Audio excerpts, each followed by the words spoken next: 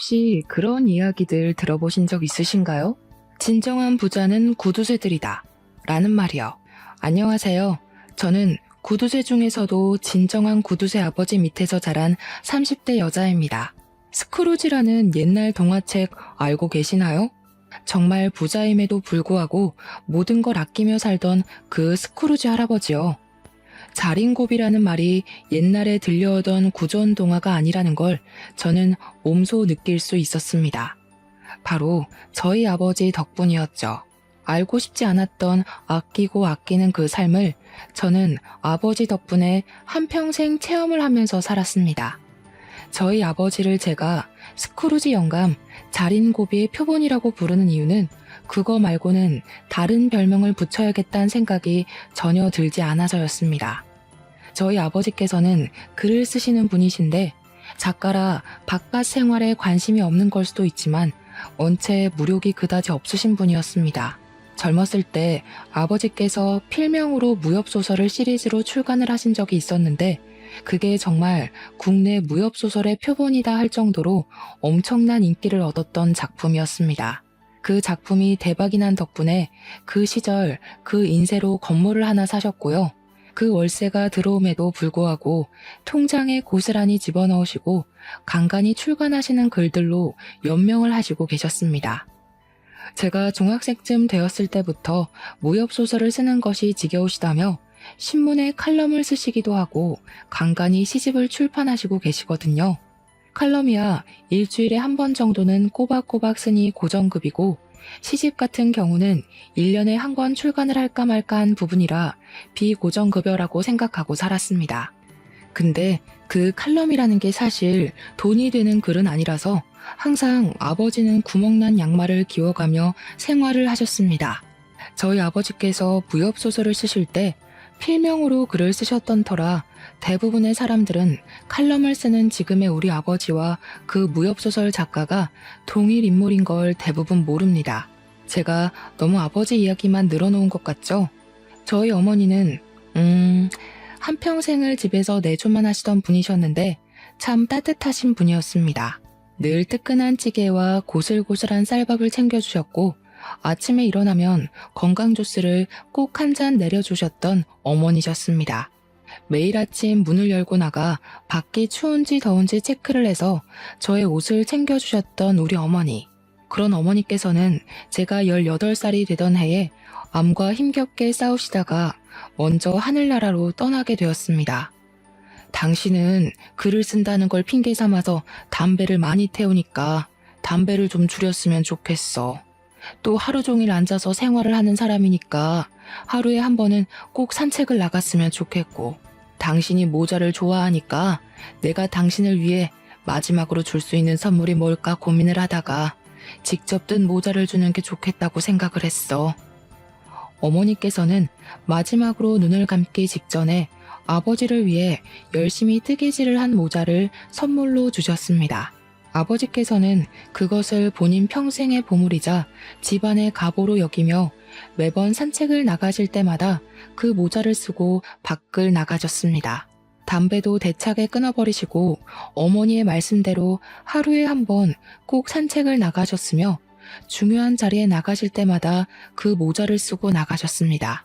건강관리를 잘해야 우리 딸이 나중에 시집갈 때 자기 손을 잡고 버진로드를 걸을 수 있지 않겠냐며 병원에 가는 것을 두려워하지 않으셨습니다. 아버지께서는 오히려 어머니가 돌아가신 이후에 정신을 차리고 바른 생활을 하시려 노력했지만 저는 반대로 많은 방황을 하게 되었습니다. 18살, 아직은 어머니의 손길이 필요한 시기에 어머니의 죽음이 저에게는 받아들이기 힘든 현실이었거든요. 저와 아버지는 어머니의 죽음 이후에 사이가 많이 대면대면해졌다가 제가 대학을 졸업하고 사회에 나가게 되면서 다시 친해지게 되었습니다. 저희 어머니께서 폐암으로 돌아가셨는데 저는 그게 매일 집에서 담배를 태우며 글을 쓰는 우리 아버지 탓이라고 은연중에 생각을 했었거든요. 덜 자란 18살 고등학생이 했던 생각이라 조금 유치하기 짝이 없죠. 다 자란 성인이 된 이후에 그 생각은 바뀌게 되었습니다. 그저 저는 어머니의 죽음을 제대로 이해하지 못해 누군가를 탓해야만 하는 사람이었던 거죠. 아버지의 잘못이 아니라는 생각을 하게 되면서 저는 아버지에게 다시 온전히 마음을 열게 되었고, 아버지와 싸운 적은 없지만 화해를 하게 되었습니다. 아버지는 늘 글을 쓰시느라 바빴는데 저는 그런 아버지의 앉아있는 뒷모습을 보면서 꿈을 키워나가기 시작했습니다. 제 꿈은 부끄럽지만 소설가였습니다. 원래 부모에게 보고 자란 걸 그대로 따라가려는 습성이 있지 않겠습니까? 하지만 제 바람과는 달리 저에게는 글을 쓰는 재주가 별로 없었고, 몇 번의 실패를 겪은 이후에 28살이 되어서야 출판사에 취직을 하게 되었습니다. 저에게 글을 쓰는 재주가 없으니까 재주가 있는 아버지의 뒤를 서포트하고 싶은 마음에 출판사 취직을 결정했던 것이었습니다. 저희 아버지께서는 제 취직을 대견하게 여기시면서도 본인에게 남은 걱정거리는 저 하나뿐이라며 천천히 하고 싶은 일을 다시 한번 찾아봐라 조언을 해주셨습니다. 제가 아버지의 뒤를 따라가려다가 등 떠밀려서 출판사에 입사를 한 것은 아닐까 걱정을 하셨던 것이었습니다. 저는 글을 쓰는 것보다 글을 읽는 일이 더 적성에 잘 맞았고 생각보다 재미도 있었습니다. 하지만 아버지께서는 제가 출판사에서 고생을 하는 것보다 본인이 구매해 두신 건물 관리를 맡기고 싶어 하셨습니다. 어차피 저에게 물려주려고 사둔 건물이었다고 하시면서 편하게 월세 받아먹으면서 살지 뭐 한다고 힘든 일을 하냐고 하셨습니다. 하지만 저는 그 건물이 우리 아버지의 전 재산이라는 걸 알고 있었기 때문에 그렇게 놀고 먹는데 사용하고 싶지 않았습니다. 우리 아버지의 무협소설 인쇄로 사신 건물이니까요. 아버지는 항상 야가 빠지지 못한 저를 걱정하셨습니다. 좋은 남자를 만나서 시집을 제대로 갔으면 좋겠다고 하시면서 남자 보는 눈이 없는 저를 걱정하셨습니다. 물론 제가 그동안 남자를 만나지 않았던 것은 아니지만 학생 시절의 연애야 뭐 사탕 하나만 나눠 먹어도 행복한 때 아니겠습니까? 아버지는 언제나 저를 물가에 내놓은 아이 취급을 하셨고 저는 그런 아버지의 심정이 이해가 가면서도 부담스러웠습니다. 남자 이야기를 꺼낼 때마다 어떻게 해서든 주제를 피하고 싶어서 노력을 했죠. 아무튼 아버지께서는 저의 남자 보는 눈에 대한 걱정을 매번 하셨고 저는 걱정하지 말라고 신신당부를 했지만 아버지의 바람대로 잘 이루어지진 않았습니다. 제가 출판사에 취직을 한 이후에 친구의 소개팅으로 만나게 된 남성분이 한 분 있었습니다. 소개팅으로 운명의 상대를 만날 확률이 얼마나 되실 거라고 생각하시나요? 저는 바늘구멍으로 소 집어넣을 확률보다 적다고 생각합니다. 남들이 보는 저의 성격이나 취향, 외모가 제가 보는 것과 매우 기준이 다르기 때문이라고 생각을 했죠. 별 기대 없이 소개팅을 나가게 되었는데 그 남자는 첫 만남에서부터 저에게 아주 적극적이고 지극정성인 남자였습니다. 솔직히 이름을 말하고 싶지도 않으니 만만한 철수라고 그 남자를 부르도록 하겠습니다. 철수 씨는 저를 위해서 매일같이 꽃다발을 사주었고요. 기념일이 되는 날마다 오늘의 향기를 기억하자며 향수를 선물해주던 남자였습니다. 제가 반짝이는 걸 좋아한다고 했더니 저에게 액세서리를 선물해주고 반짝반짝 빛이 나서 2배 더 예뻐진 것 같다며 너스레를 떨던 남자였습니다. 저는 그런 로맨틱한 모습에 푹 빠지게 되었고 철수 씨가 저에게 보여준 모든 이벤트에 감동을 하게 되었습니다. 저를 위해서 간이고 쓸개고 전부 빼다 줄 것처럼 굴었던 철수 씨에게는 딱 한 가지 아주 큰 단점이 하나 있었습니다. 그것은 바로 연인 간에 제일 지켜야 할 선을 지키지 않는다는 것이었습니다. 처음에는 제 잔소리 때문에 챙기던 것을 시간이 지나고 저희가 오랜 시간 만날수록 챙기질 않더라고요. 그건 바로 다름 아닌 피임기구였습니다. 시간이 갈수록 어차피 나랑 결혼할 거 아니야? 오늘 안전한 날 아니야? 오늘 하루만 없는 거야. 다음에 챙길게. 하는 식으로 무지한 사람처럼 굴었습니다. 저에게 아이가 생기면 바로 결혼하자고 하면서 제가 원하지 않는 관계를 발전시키려고 철없이 굴었습니다. 저는 철수 씨와 결혼을 생각해 본 적 없었고, 나이가 결혼 정년기에 훨씬 미치지 못한다고 생각했기에 제 커리어를 우선으로 생각하고 싶었습니다. 제가 철수 씨에게 한 번만 더 피임을 소홀히 하면 더 이상 만나지 않겠다, 헤어져야 할 것 같다고 이야기를 하며 엄포를 놓았습니다. 그랬더니 저한테 자기한테 그렇게 믿음이 없을 수가 있냐면서 우리에게 아이가 생긴다면 축복받을 일 아니냐고 딴소리를 하더라고요. 내가 아이를 원하지 않는다고, 당장 결혼할 생각이 없다고, 저는 제 커리어가 우선이지 결혼에 발목 끼고 싶지 않다고 했습니다. 출판사에 입사해서 일에 재미를 붙이고 있었고, 언젠가 아버지의 책을 제가 담당해서 엮고 싶었기 때문에 그 꿈을 가지고 노력하는 중이었으니까요. 제 노력은 하나도 생각하지 않고 계속 결혼해 아이 타령을 하니 당연히 제가 질릴 수밖에 없지 않겠습니까? 저는 죽어도 지금 당장 결혼할 마음이 없으니 알아서 피임을 챙기지 않을 거면 우리도 여기까지 하자고 다시 한번 말했습니다. 알고 보니까 소개팅 주선자가 철수 씨한테 우리 집에 건물이 하나 있다는 걸 언지를 해뒀더라고요. 출판사에서 일해봐야 얼마나 벌겠어. 당신 집에 건물 있다며. 그거 월세 받는 게 훨씬 더 돈 되지 않아? 나도 나중에 가게나 한번 차려보고 싶었는데 당신 집 건물에서 가게 영업도 하고 그러면 얼마나 좋겠냐고. 나도 셔터맨 좀 해보자. 이 지긋지긋한 회사에서 벗어나고 싶다고. 알고 보니 저희 집 그 건물이 탐이 나서 저와 결혼을 하려고 애를 쓰고 있었던 것이었습니다.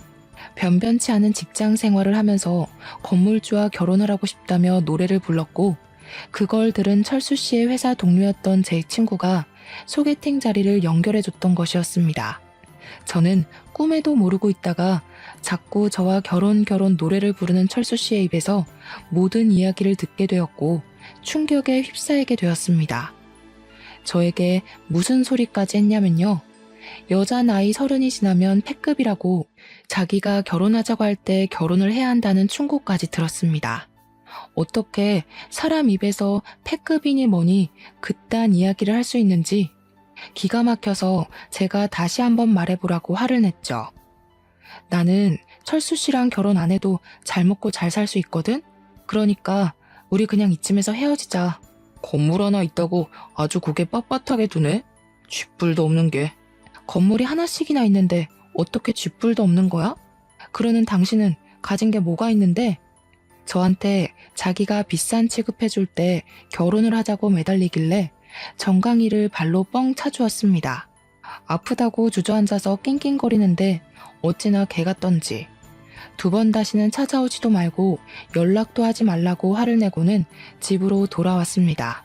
당연히 돌아온 이후에는 소개팅을 주선해준 친구와도 한바탕 싸움이 났고요.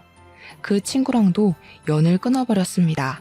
나중에 전해 들었는데 철수 씨는 저랑 헤어진 이후에도 건물주 여자를 찾는다고 온 동네방네 소문을 내고 다닌다네요.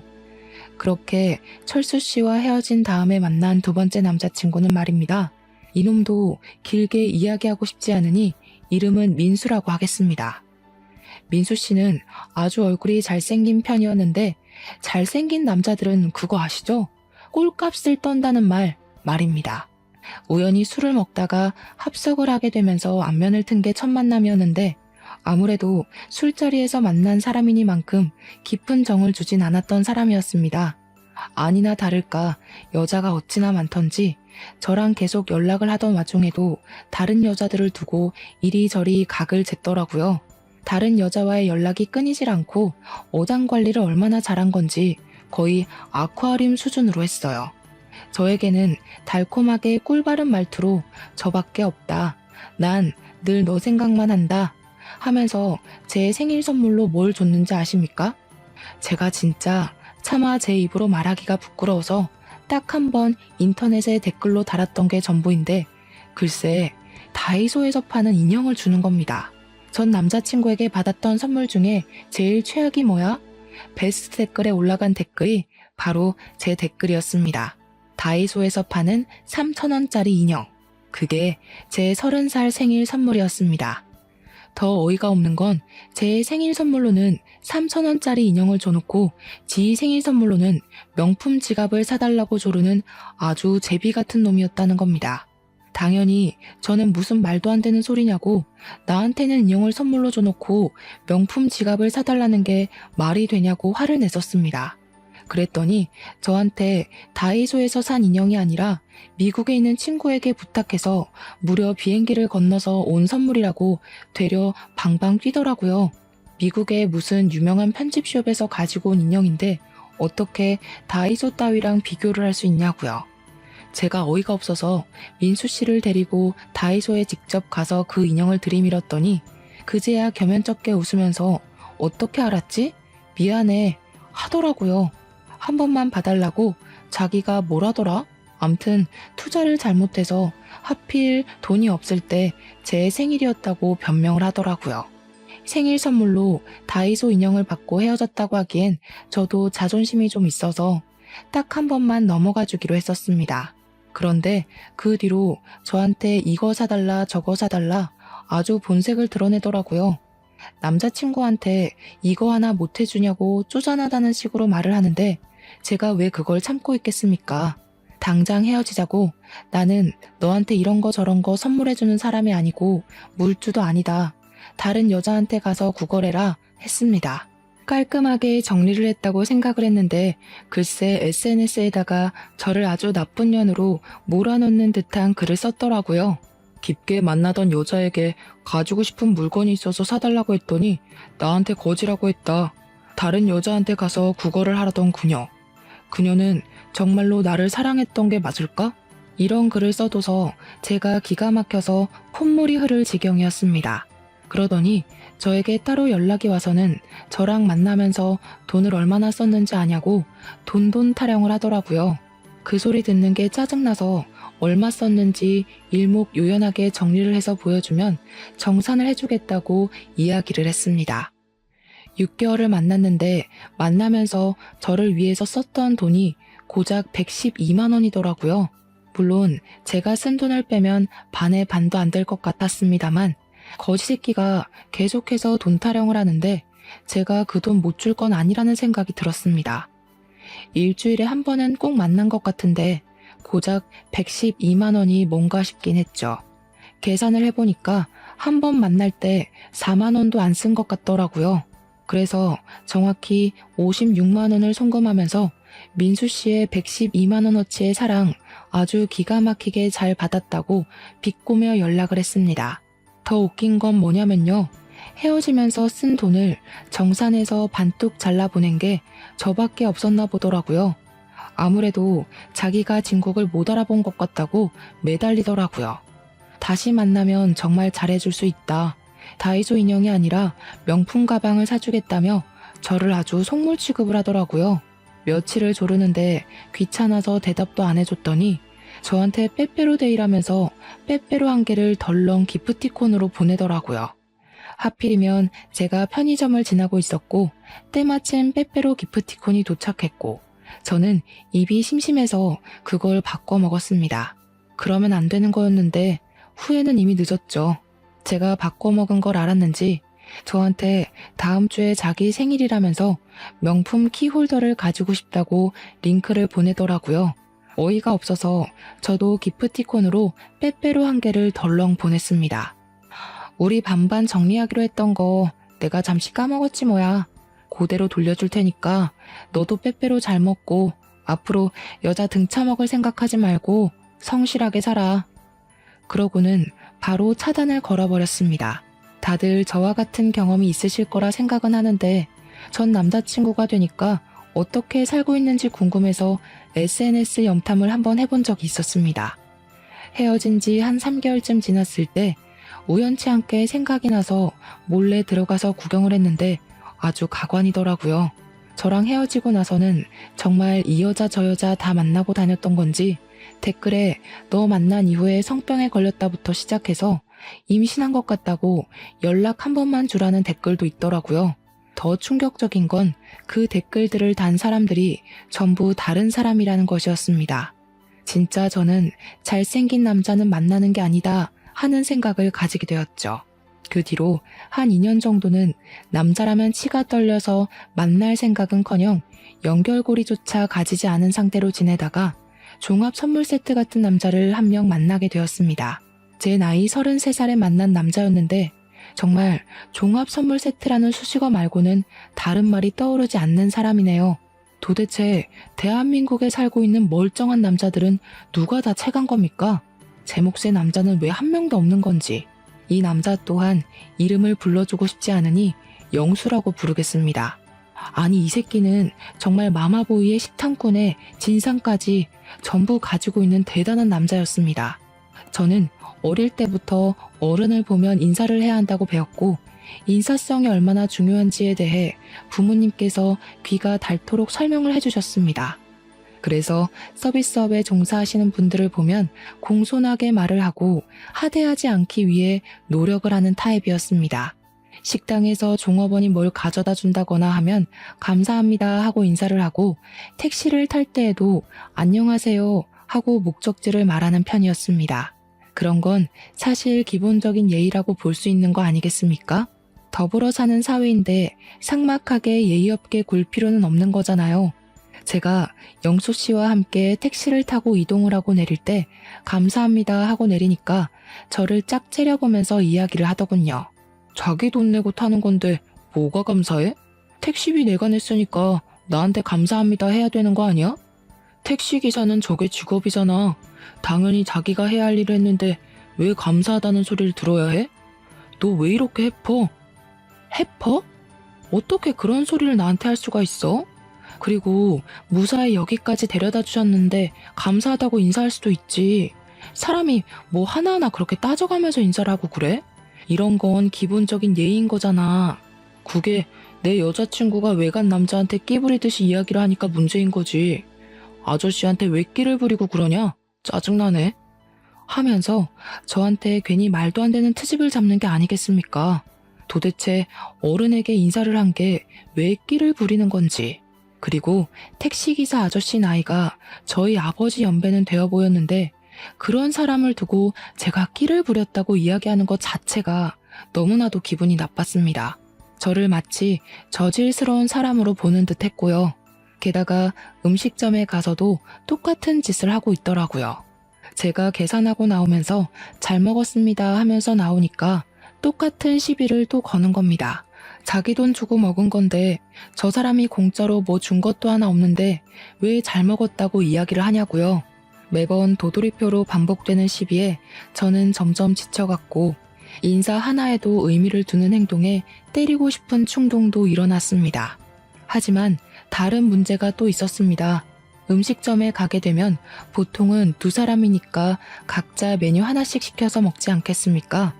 그러면 꼭 제 메뉴까지 자기가 다 처먹고 앉아있는 겁니다. 파스타 집에 가면 자기는 느끼한 거 싫다고 토마토 파스타를 시키고 저는 크림 파스타를 좋아해서 크림 파스타를 시켰거든요.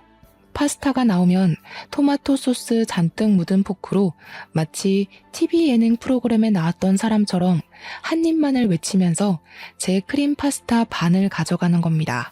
그냥 깔끔하게 덜어가면 그러려니 하겠는데요. 토마토 소스에 침까지 묻은 포크로 이리저리 뒤적거리면서 새우 없냐? 새우 줘라 하면서 가져가는데 진짜 밥 먹을 때마다 줘 패고 싶은 게 한두 번이 아니었습니다. 비위가 강한 사람도 그 꼴을 보면 바로 화장실에 달려가고 싶을걸요? 제가 입맛 뚝 떨어져서 포크를 내려놓으면 그때부터 잔소리 시작이었습니다. 뭐야? 벌써 그만 먹게? 너는 왜 이렇게 입이 짧냐? 그래놓고 욕심부려서 시키긴 왜 이리 많이 시켜? 아, 나 진짜 크림 파스타 별로 안 좋아하는데 남기는 거 아까워서 내가 다 먹어야겠네. 생색이라는 생색은 다 내면서 자기 입으로 우걱우걱 쳐넣는데 내려놓은 포크로 한번 찍어봤으면 좋겠다 싶더라고요. 제가 웃으면서 네가 다 처먹으니까 이렇게 많이 시키는 거라고 이야기를 하면 자기 밥 먹는 걸로 눈치 주는 거냐고 이래서 어떻게 같이 살겠냐고 하더라고요. 도대체 누가 할 소리를. 거기다가 밥값을 자기가 내냐고요. 요즘 현대사회는 무조건 반반이라면서 더치페이 하자고 하는 겁니다. 나중에는 제 입으로 들어가는 그 한 입까지 아까운지 저한테 데이트 통장을 만들어서 사용하자고 하더라고요. 제 나이 33살. 도대체 남자친구한테 얻어먹기는커녕 돈을 더 쓰고 있는 느낌이니 못 견디겠더라고요. 대차게 헤어지자고 했더니 저한테 죽어도 안 될 말이라고 하더라고요. 우리 엄마가 그러는데 너랑 나랑 궁합이 진짜 좋대. 그래서 너랑 결혼을 해야 내가 잘 된다더라. 나랑 궁합을 언제 봤는데? 그리고 당신 내 생일도 모르잖아. 왜 몰라? 당연히 알지. 내가 지난번에 네 주민등록증 가방 뒤져서 봤어. 왜 남의 허락도 받지 않고 가방을 함부로 뒤져서 봐? 장난해? 아니, 우리 엄마가 궁합 봐야 한다고 네 생년월일 알아오라고 하잖아. 진짜 용한 무당이래. 너랑 나랑 궁합이 최고라고 절대 헤어지지 말라고 했어. 우리 엄마 눈에 드는 게 보통 까다로운 일이 아닌데 말이야. 네가 사주팔자 잘 들고 태어나서 떡하니 통과 아니냐. 야, 너는 그냥 너네 엄마랑 평생 살아. 당연히 우리 엄마랑 평생 살아야지. 나는 결혼하고 나서도 당연히 우리 엄마 모시고 살 거야. 자기가 이해해줄 거라고 생각했어. 너희 엄마와 너의 인생 계획에 도대체 나는 왜 끼워 넣니? 나는 앞으로 평생 빼주라. 그러고는 뒤도 돌아보지 않고 나와서 차단을 걸어버렸습니다. 궁합 타령에 엄마 타령까지. 진짜 종합 선물 세트 말고는 다른 말로 설명이 안 된다는 말 공감하시겠죠? 제가 번번이 연애에서 실패를 하고 있으니까 저희 아버지의 주름이 깊게 패는 것은 물론이고 걱정도 엄청나게 하시더라고요. 저한테 진짜 진지하게 관상학이라도 배우는 게 어떠냐고, 어떻게 만나는 인간마다 그럴 수가 있냐고 하시더라고요. 책을 한 권 던지시면서 관상을 배우면 도움이 많이 된다더라 하시는데 제가 죄송스럽기도 하고 부끄럽기도 하고 참 할 말이 없더라고요. 그렇게 회사에 뼈를 묻자는 마음으로 일을 하는데 저희 출판사 부장님이 넌지시 저를 부르더니 소개팅 한번 해볼래? 하시더라고요. 당연히 저는 웃으면서 아니요 싫습니다 하면서 딱 잘라 거절을 했습니다. 부장님께서 의아하게 쳐다보시길래 제가 관상 배우고 나면 그때 소개팅을 시켜달라고 부탁을 드렸습니다. 관상은 왜 배우냐고 물어보셔서 사실은 만나는 남자마다 하나같이 하자가 있는 놈들이라 관상 좀 보고 만나려고 한다고 이야기를 했습니다. 그러니까 부장님께서 저한테 껄껄 웃으시면서 이 사람은 자기가 보증하는 사람이라고 이야기를 하시더라고요. 부장님이 보증을 하신다고 하니까 이상하게 더 못 믿겠는 마음이 드는 거 공감해 주시려나요? 원래 남자가 말하는 좋은 남자만큼 나쁜 남자도 없다고 하잖아요. 그래서 웃어넘기고 말았는데 그날 이후로 부장님이 계속 한 번만 만나보라고 말씀을 하시더라고요. 사람이 진짜 진국이라고, 저도 본인이 무척이나 아끼는 사원이니까 둘이 만나봤으면 좋겠다고, 너무 잘 어울릴 것 같다고 말입니다. 하필 부장님께서 직접 주선하시는 자리이다 보니까 제가 거절을 하기가 좀 애매하더라고요. 한 번, 두 번이면 괜찮은데 얼굴을 마주할 때마다 그 소리를 하시니까 결국 저도 한 번만 만나보겠다고, 아니면 바로 도망칠 거라고 이야기를 했습니다. 솔직히 연이은 실패로 인해서 대충 자리만 때우다가 나와야지 하는 마음으로 기대감도 없이 나갔습니다. 근데 첫인상이 너무 좋으신 분이 앉아있는 거 아니겠습니까? 제가 그동안 만났던 사람 중에 도를 아십니까 하는 사람만 없어서 긴장감을 늦추지 않았습니다. 키도 크고 생긴 것도 나름 멀쩡하고 같이 걸어 다녔을 때 쪽팔리지 않을 것 같은 사람이었는데 옷 입는 센스가 참 좋았습니다. 혹시 패션 쪽에서 일을 하시나 싶어서 직업을 물어보니까 소아과 의사라고 하더라고요. 그게 참 의외였습니다. 사실 생긴 건 공부 잘하게 생기진 않았었거든요. 거기다가 애들을 좋아하는 소아과 의사라고 하니까요. 제가 놀래서 소아과 의사요? 하니까 그분이 웃으면서 자기가 애들을 좋아해서 소아과로 갔다고 하시더라고요.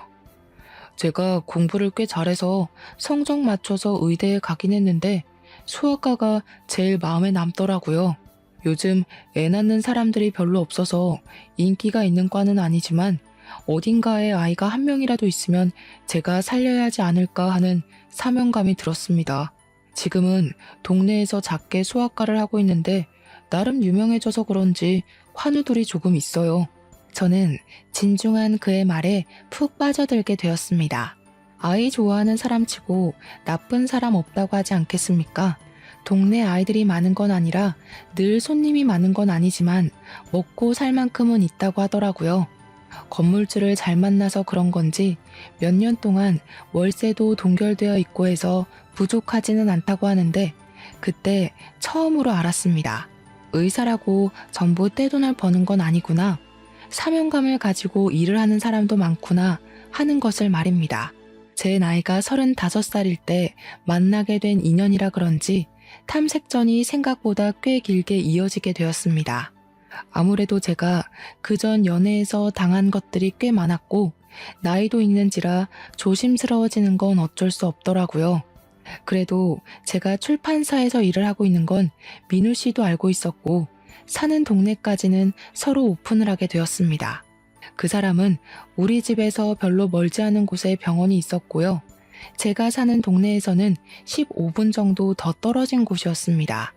민우 씨의 병원 근처에 저희 아버지 소유의 건물이 있었는데 그런 것까지는 일부러 오픈을 하진 않았습니다. 사실 이 사람이 또 어떤 폭탄일지 모른다는 두려움이 있었거든요. 민우 씨와 저희 집 거리가 차로 20분 정도 되었는데 그래서인지 퇴근하고 나서도 가끔 만나서 밥을 먹거나 차를 한 잔 마시기도 했습니다. 민우 씨는 술이 잘 안 받는 체질이라면서 술은 절대로 입에 대지 않는다고 하더라고요. 그 부분이 참 마음에 들었습니다. 그렇게 한 3개월이라는 시간을 만나다 보니까 바른 생활을 하는 사람이고 여자도 없고 식탐도 없고 매너도 좋고 마마보이도 아니더라고요. 괜찮다 싶어서 제가 먼저 연애를 해보자고 이야기를 꺼내니까 쑥스러워하면서 사실 자기도 언제 이야기를 할까 타이밍을 보고 있었다고 하더군요. 우리는 그렇게 연애를 시작했고 저는 부장님께 감사한 마음을 담아서 명품 넥타이를 선물해 드렸습니다. 부장님이 벌써 결혼 준비하는 거냐고 화들짝 놀라시길래 결혼은 아니고 연애 시작했다고 정정해 드렸죠. 그렇게 저희의 연애는 순조롭게 물 흐르듯이 이어져서 2년이라는 시간을 만나게 되었고 37살에 결혼을 약속하게 되었습니다. 민우 씨의 나이가 저보다 2살 더 많았기 때문에 더 늦기 전에 결혼을 하는 것이 좋겠다는 생각이 들었고 양가에서도 은근히 바라는 눈치였습니다. 우리 아버지도 제가 연애를 짧게만 하다가 이번에는 2년이라는 시간을 만나니까 괜찮은 사람 아니냐고 서둘러서 결혼하라고 하시더라고요. 민우 씨네 집안 또한 여자가 있으면 서둘러라 하셨고요. 연애를 하는 동안 서로 일하는 시간이 있다 보니까 제가 민우 씨가 운영 중인 소아과를 단 한 번도 방문해 본 적이 없었습니다. 결혼 준비를 하게 되면서 제가 하루 연차를 내고 소아과는 오전 진료만 하고 같이 웨딩 박람회를 보러 가기로 약속을 잡았습니다. 주소를 불러주길래 소아과로 찾아갔는데 이상하게 거리가 낯이 익더라고요. 왜 진작 눈치를 채지 못했었는지. 민우 씨의 소아과가 바로 저희 아버지의 건물에 새들어 있었더라고요. 이것도 인연이다 싶고 이렇게 인연이라는 게 중요한 거구나 하는 생각이 들더라고요. 아마 부장님이 아니었어도 언젠가 한 번쯤 만날 운명이 아니었을까 싶어 속으로 혼자 신기했습니다. 아무튼 그날 웨딩 박람회에 가기 위해서 소아과 밑에서 민우 씨를 기다리는데 민우 씨가 누군가와 같이 내려오더라고요. 느낌이 딱 봐도 민우 씨의 어머니, 즉 예비 시모 같아 보였습니다. 근데 하필이면 건물 주차장이 만석이었고 제가 주정차 위반 딱지가 날아오는 골목에 잠시 정차 중이었거든요. 내려서 인사를 드릴 수가 없어서 창문만 내려서 인사를 드렸는데 시모의 표정이 영 좋지 않더라고요. 제가 너무 예의가 없었나 보다 하는 생각이 들었습니다. 아무튼 그날 웨딩 박람회를 꼼꼼하게 들여다보면서 대충 견적도 내보고 민우 씨와 상의도 하고 상견례 날짜까지 잡았습니다. 너무 두근두근 하더라고요. 이제 평생을 함께한 한 가족이 될 사람이라고 생각을 하니까 말입니다. 고대하던 상견례 날이 되었고 시부모님과 우리 아버지 그리고 저와 민우 씨까지 만나서 밥을 먹기로 하고 예약까지 마친 자리에 가게 되었습니다. 아버지와 제가 먼저 가서 기다리고 있었고 곧이어 민우 씨 가족이 들어왔는데 예비 시모의 표정이 영 좋지 않더라고요. 뭔가 제가 마음에 안 드시나 보다 했는데 민우 씨까지도 좀 불편한 기색을 보이길래 눈치를 채고 말았습니다. 시모가 반대를 하고 있는 결혼이라는 것을요. 그날 우리 아버지께서 평소에 잘 입지 않아 색이 바랜 양복을 입으셨고 어머니께서 떠주신 뜨개 모자를 쓰고 나오셨거든요. 딱 봐도 볼품없는 행색이다 보니 시모가 계속 어휴어휴 한숨을 내쉬더라고요. 시부는 시모에게 그만 좀 하라고 눈치를 주고 남편은 제 눈치를 보고 있었고요. 제가 그냥 대놓고 말씀을 드렸습니다. 어디 불편하신 부분이 있으신가 봐요. 그러니 시모가 찬물을 벌컥벌컥 들이켜시더라고요. 저도 기분이 별로 좋지는 않았지만 우리 아버지께서 혼자시잖아요. 어머니 없이. 그래서 뭔가 마음이 좀 그러셨나 보더라고요. 아버지께서 우리 딸이 부족할지는 몰라도 심성은 곱고 착한 딸이라고 잘 부탁드린다고 이야기를 하셨습니다. 먼저 저 자세로 나가니까 제 마음 한편이 또 울컥해지더라고요. 분명 탐탁지 않아서는 어른들 앞에서 우리 아버지가 고개를 숙인 게 미안하고 고맙기도 하고요. 시부가 아니라고 우리 아들도 부족함이 많은 아이라고 같이 주거니 받거니 하려는데 시모가 말을 확 가로채더라고요. 우리 아들이 의사인데 뭐가 부족해? 차고 넘쳐서 흐르는 지경이지. 그러자 민우 씨가 시모를 막 말리더라고요. 제발 가만히 좀 있으시라고요. 속이 시커멓게 타는 기분이라 저는 물이 절로 들어갔습니다. 아무튼 불편한 공기가 쫙쫙 흐르는데 시모가 결국에는 입을 열고 하고 싶은 이야기를 하시더라고요. 제가 참 속이 시끄럽습니다. 우리 아들 의사로 키우는 게 결코 쉽지 않았거든요. 택시기사로 일하는 우리 남편, 주방일 하는 제가 겨우겨우 키워낸 아들입니다. 처음에 소아과 개업했을 때 얼마나 뿌듯했는지 모릅니다. 병원에 환자가 많은 건 아니지만 먹고 살 만큼은 되니 넉넉한 처가 만났으면 하는 바람이 있었죠. 근데 부족해도 너무 부족한 거 아닙니까? 이야기 들어보니까 글쟁이라고 하시던데 예전부터 글쟁이들이 가난했죠.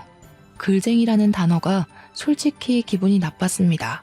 어머님, 글쟁이가 아니라 작가라고 합니다. 너 지금 나 가르치니? 제가 솔직히 남자 하나는 잘 골랐다 싶었는데 시모가 이런 폭탄이라니 정말 환장하겠더라고요. 시부랑 남편이 시모에게 예의 없이 행동하지 말자고 시모를 나무라시더라고요. 내가 천성이 나쁜 사람은 아니고 그냥 속이 상해서 그렇습니다. 나도 벤츠 끄는 며느리 갖고 싶었어요.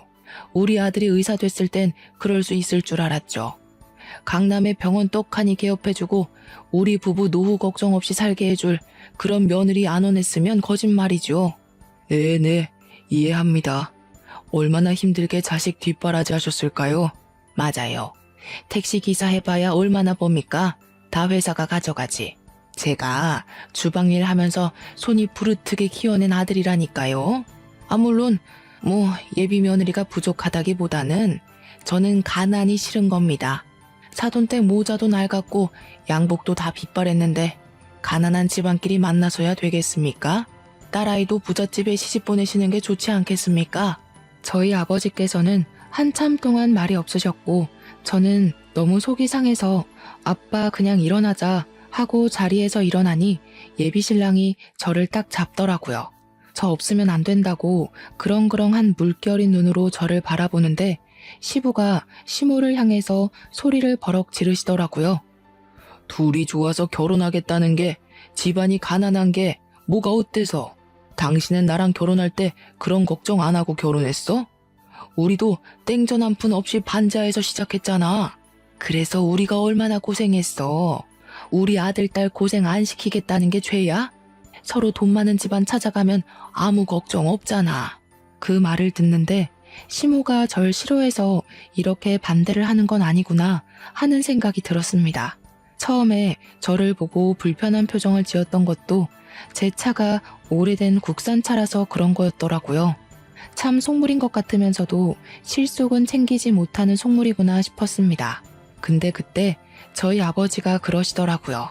자네가 지금 새 들어있는 그 건물 말일세. 월세가 몇 년간 동결이었지? 지금 제가 개업한 지 6년 차인데 6년 동안 월세가 오른 적이 없습니다. 내가 그 월세를 좀 올려받으면 우리 집 살림이 넉넉해질 텐데. 그러자 시모가 저희 아버지를 빤히 보더라고요. 제가 그 건물 월세를 지금 시세에만 맞춰도 우리 딸 벤츠도 사줄 수 있습니다. 물론 월세를 올리지 않아도 제 인세면 사줄 수 있긴 하지만 우리 딸이 직장인인데 벤츠 끌고 다니면 부담스럽겠죠. 유지하는데 돈이 많이 들 거고요. 딸이 싫다고 할 게 뻔해서 안 해주는 겁니다. 제가 지금은 시집이나 쓰고 칼럼이나 끼적이긴 하지만 소시적에 잘 나가는 무협소설가였습니다. 필명이 심적이었는데 아시는지요? 그러자 시부가 그게 사실이냐고 자기가 정권을 소장하고 있다면서 호들갑을 떨었고 시모도 얼떨떨해 하셨습니다. 요즘은 이북이라고 해서 휴대폰으로도 볼 수가 있습니다. 덕분에 재출간이 되면서 인세도 섭섭지 않게 들어오지요. 그 건물도 인세로 구매한 건물입니다. 글쟁이가 가난하기만 한 것은 아닙니다. 제가 글 쓰느라 우리 마누라 아픈 것도 몰랐던 무지렁이였지만 딸만큼은 정말 귀하게 키웠습니다. 성실하고 착하게 키웠으니 너무 노여 마시라 하니까 시모가 결국에는 저희 아버지에게 진심을 담아 사과하셨습니다. 죄송합니다. 제가 건물 때문에 사과드리는 건 아니고 비뚤어진 모성애였습니다. 아이들이 좋다고 하면 좋은 거죠. 제가 잠시 가난한 게 너무 싫어서 쓸데없는 걱정을 했습니다. 그러자 아버지도 웃으시면서 그 가난함 본인도 잘 안다고 무협소설이 성공하기 전엔 자기도 그랬다며 위로를 건네셨습니다. 시부는 집안이 부족하지만 잘 보살펴달라 하셨고 남편도 무릎 꿇고 저와 결혼하고 싶다고 다시 한번 말을 했습니다. 아버지의 눈치를 보니 아버지는 안싸돈의 마음 다 이해가 간다며 사위도 마음에 든다고 하시더라고요. 결국 시모는 눈물을 보이셨고 모자가 너무 낡아서 오해했다고 하셨습니다. 아버지는 모자가 어머니께서 돌아가시기 전에 떠준 마지막 선물이었다고 하셨고 시모는 고개를 들지 못했습니다. 다시 한번 사과를 함으로써 훈훈하게 상견례를 마무리했고 저희는 그렇게 부부가 되었습니다. 그렇게 결혼한 지 4년째, 우리 아버지는 10년째 월세를 동결하고 계시고 저는 출판사에서 당당히 승진을 했으며 아버지의 새 시집을 제가 엮어 출간했습니다. 저는 아이도 하나 낳았고요. 지금은 시모가 즐겁게 아이를 돌봐주시고 계셔서 복직을 할 수 있었답니다. 삐걱거림이 있었지만 결국엔 하나가 된 저희 가족. 앞으로의 밝은 나날을 걸어갈 수 있도록 저희의 삶을 축복해 주시고 응원해 주세요.